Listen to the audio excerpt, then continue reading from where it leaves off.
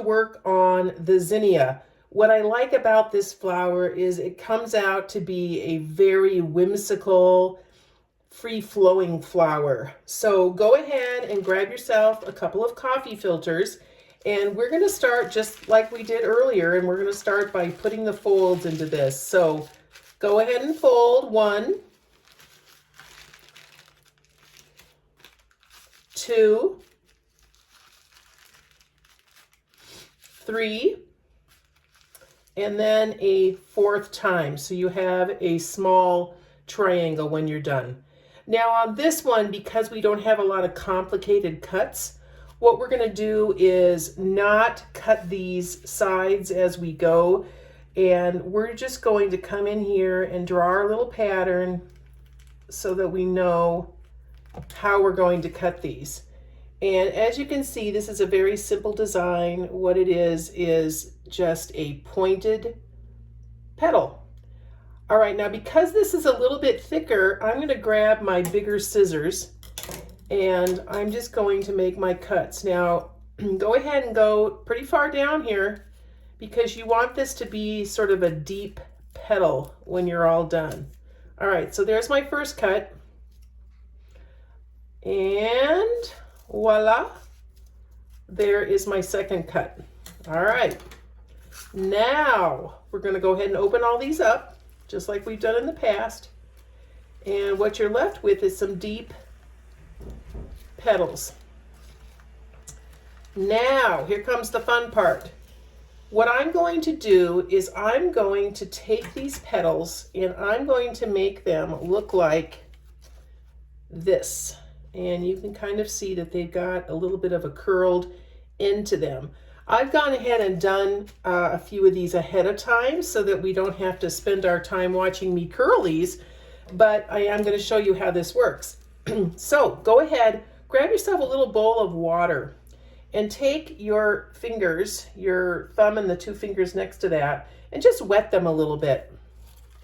Go ahead and grab your flower petals and kind of wet the end of that little petal. And keep doing that until you get all the way around the flower. Now what I'm doing here is I'm just wetting my finger, putting a little bit of that on the end, and then I'm just twisting the end of that petal in between my fingers. And that creates your twist. Do you have to go one way or another? No, I actually go back and forth when I do it, but do what works best for you. So I would say about every 3rd petal you need to wet your hand again or your fingers. And by the time you're done, this is going to be a very neat and whimsy flower petal. We're almost there. A couple more to do.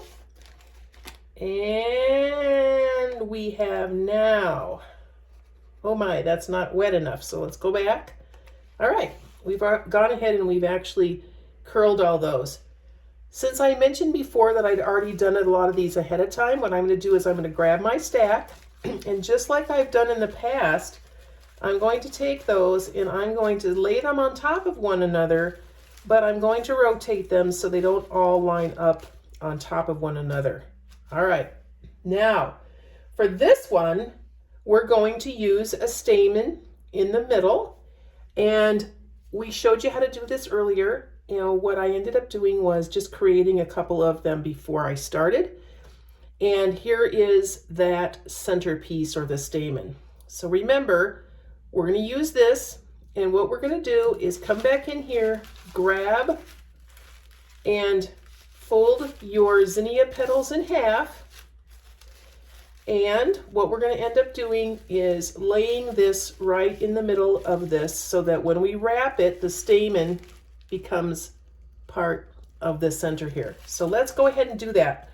I'm going to grab my glue gun and I'm going to make a nice long bead here so that I can attach my stem. I'll wait for that to dry just a minute.